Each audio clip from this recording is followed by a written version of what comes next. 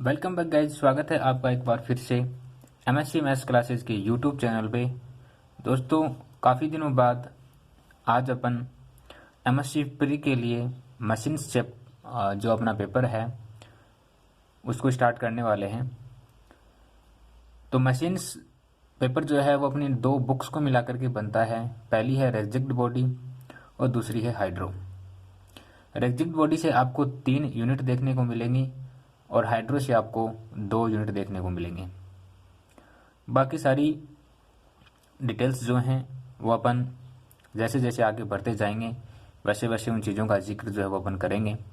आज अपन हाइड्रो से यूनिट 4 को स्टार्ट करने वाले हैं, क्योंकि रिजिड बॉडी से 3 यूनिट बनेंगी, फर्स्ट, सेकंड और थर्ड। उसी प्रकार हाइड्रो से 4th और 5th ये 2 यूनिट बनती हैं। तो अपन आज हाइड्रो से यूनिट 4 को स्टार्ट करेंगे।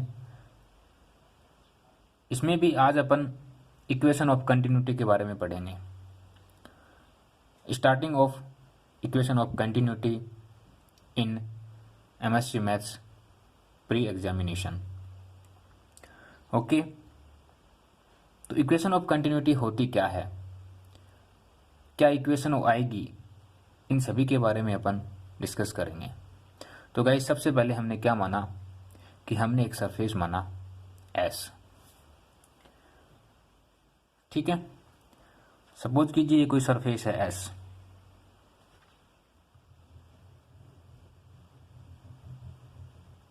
ठीक है भाई, इस सरफेस, ये जो सरफेस एस है ये क्लोज्ड सरफेस है, बंद सरफेस है। इस सरफेस एस का वॉल्यूम जो है वो v है। वॉल्यूम क्या है इसका? v है। हमने क्या माना कि यहां पर इस सरफेस का कोई सेंटर रहा होगा।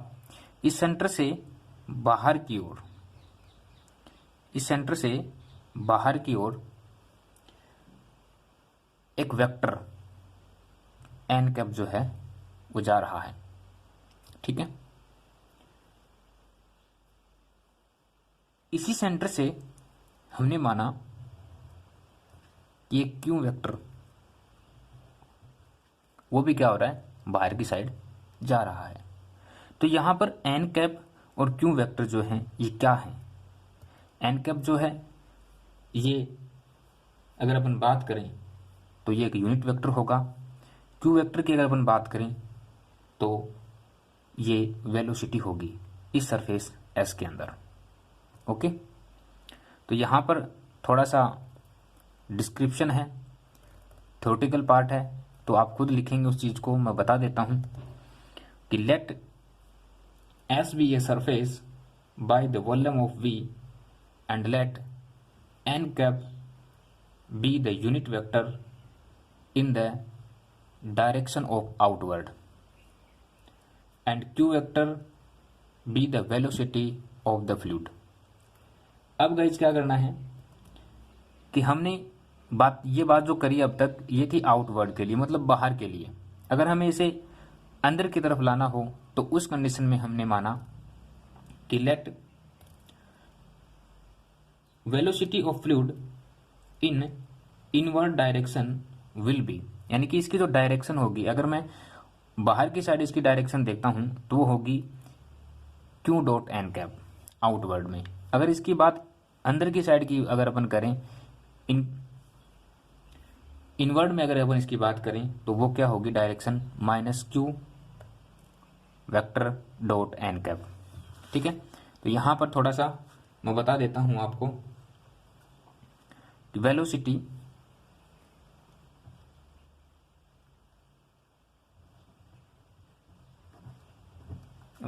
ऑफ फ्लूइड इन इनवर्ड मतलब अंदर की तरफ, direction will B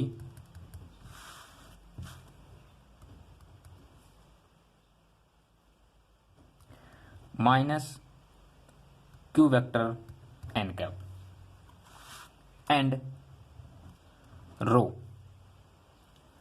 B the density of fluid. ठीक है, यहां पे जो रो है ये क्या है, डेंसिटी ऑफ फ्लूइड है। इस चीज को आप क्या करेंगे, ध्यान रखेंगे। लेट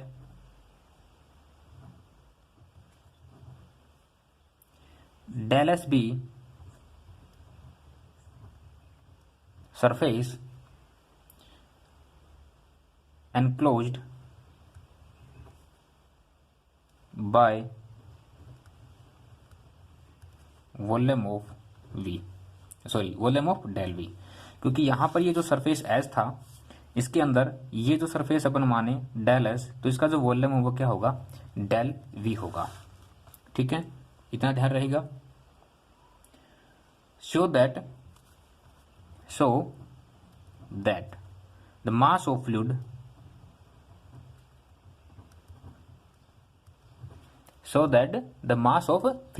मतलब ये जो फ्लूइड था सरफेस एस के अंदर, इसका जो मास है, इसका जो द्रव्यमान है वो क्या होगा और किस कंडीशन में होगा, fluid entering through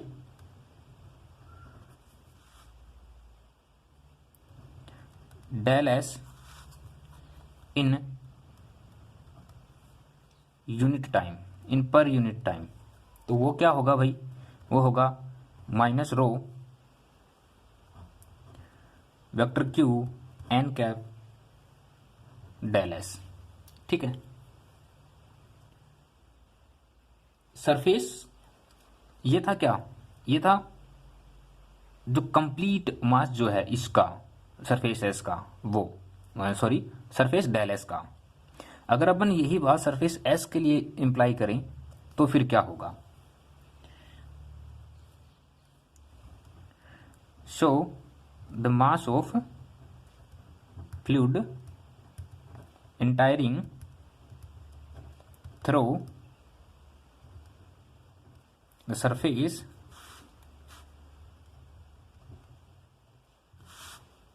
S in per unit time. तो वो क्या होगा, इंटीग्रेशन एस, क्यों, क्योंकि यहां पे सरफेस एस की बात हो रही है इसलिए इंटीग्रेशन एस, और कंप्लीट सरफेस की बात हो रही है, rho vector q n cap d S. Okay, अब अगर मैं बात करूं कि अगर इसके अंदर कोई वॉल्यूम V होता, अगर इसके अंदर now the mass of fluid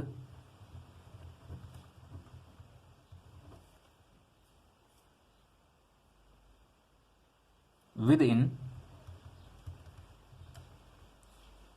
the volume V, volume क्या है इसका, V है, जो बाउंडेड है सरफेस एस के द्वारा,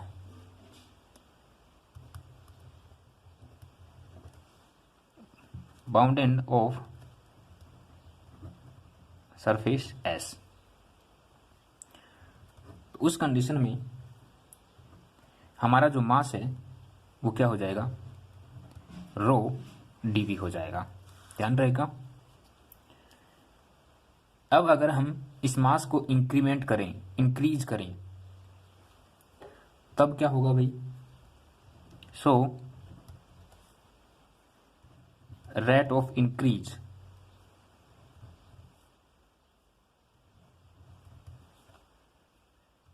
इन मास इन वॉल्यूम V, ये क्या होगा इसका, डेल अपॉन डेल टी, क्योंकि पर यूनिट की बात हो रही है, V rho dV। Then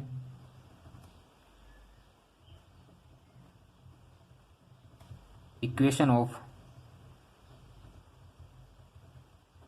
continuity. अब जो हमारी इक्वेशन ऑफ कंटिन्यूटी जो हमें मिलने वाली है वो इन सभी कंडीशंस को मिला करके बनेगी, क्योंकि हम सरफेस की बात कर रहे हैं इसलिए। ठीक है, तो यहां से वॉल्यूम ऑफ मास, माफ करना, जब हम मास को इंक्रीमेंट करते हैं, इंक्रीज करते हैं उस कंडीशन में, और सरफेस एस के अंदर जो हमारा मास होगा वो क्या होंगे, दोनों बराबर होंगे। कैसे होंगे देखना, del upon del t volume of p rho d V is equal to minus surface of S rho vector n vector q n d S. अब गाइज हमने कभी जाना था, या फिर ये समझ लो कि गाउस डाइवर्जेशन थ्योरम होती है, इसके बारे में अपन फुल डिटेल्स से जानेंगे। फिलहाल यहाँ पे आप इसका जो फॉर्मेट होता है वो जान लीजिए, क्योंकि अगर हम इस फॉर्मेट को जानने के लिए बैठ जाएंगे तो ये काफ़ी बड़ा है। इसके लिए अपन को क्या करना पड़ेगा, इस मतलब एक टाइम पर अपन गाउस डाइवर्जेशन थ्योरम जो है इसको प्रूव भी करेंगे। ठीक है, फिलहाल आप इसका जो ओवरऑल रिजल्ट आता है वो जान लीजिए। ठीक है, तो ये क्या होती है, ये बोलती है कि surface of S vector F n cap d S जो है वो बराबर होता है volume of V del vector F d V के। तो इस इक्वेशन की और इस इक्वेशन की, इन दोनों की क्या करेंगे अपन, कंपैरिजन करेंगे। ठीक है, यहाँ पे मैं इसको 1 दे रहा हूँ, इसको मैं नाम को 2 दे रहा हूँ। तो equation number 1 and equation number 2 को क्या करेंगे, कंपेयर करेंगे। तो कंपेयर करने के बाद हमें क्या मिलेगा, हमें जो मिलने वाला है वो मिलेगा भाई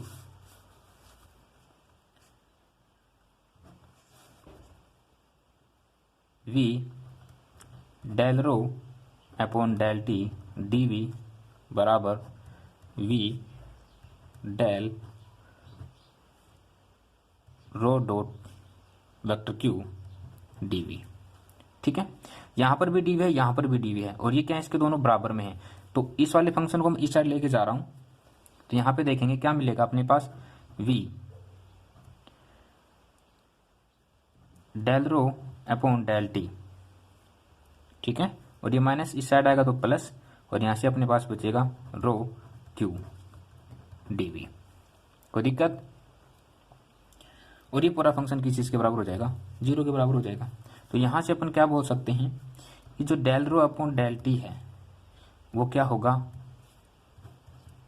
रो वेक्टर क्यू इक्वल टू 0 होगा, क्योंकि हमने यहाँ से इंटीग्रेशन हटा दिया है इसलिए। अब इसको थोड़ा सा क्या कर लेते हैं, ड्राइव कर लेते हैं, थोड़ा सा खोल लेते हैं एक तरीके से, मतलब एक्सप्लेनेशन कर लेते हैं। तो del rho upon del t plus del rho u upon del x, क्योंकि यहाँ पे डेल की वैल्यू जो है वो क्या होगी वो मैं आपको बताऊंगा अभी, plus del rho v upon del y plus del rho डब्ल्यू upon del z equal to 0। ठीक है, तो यहाँ पे डेल की जो वैल्यू होती है वो क्या होती है, del upon del x plus del upon del y plus del upon del z. ये क्या होती है, डेल की वैल्यू होती है, याद रहेगा, सिंपल सा है। इसके अलावा यहाँ पर जो क्यू की वैल्यू होती है वो क्या होती है, u iota plus v j plus डब्ल्यू की होती है, ये चीज़ भी याद रखोगे। तो हमने क्या किया, यहाँ पे डेल की और क्यू की, डेल की और ये जो क्यू है इनकी वैल्यू यहाँ पर इस इक्वेशन में पुट करी है, और पुट करने के बाद में हमारे पास एक छोटा सा फंक्शन ये वाला मिला हमें। ओके, तो यहाँ पर ये जो इक्वेशन है ये क्या है, इक्वेशन ऑफ कंटिन्यूटी है, लेकिन इसके लिए भी हमारे पास 2 केस बनते हैं। ठीक है, ये क्या है, इक्वेशन ऑफ कंटिन्यूटी। ठीक है, अब इसके लिए 2 केस बनते हैं। पहला, जब फ्लूइड जो है वो कंपैरिजेबल हो, यानी कि तुलना करने योग्य हो, और जब फ्लूइड जो है वो इनकंपैरिजेबल हो। ठीक है, तो फ्लूइड जब इनकंपैरिजेबल होगा, क्या होगा भाई, फ्लूइड जब इनकंपैरिजेबल होगा, फ्लूइड आर इनकंपैरिजेबल।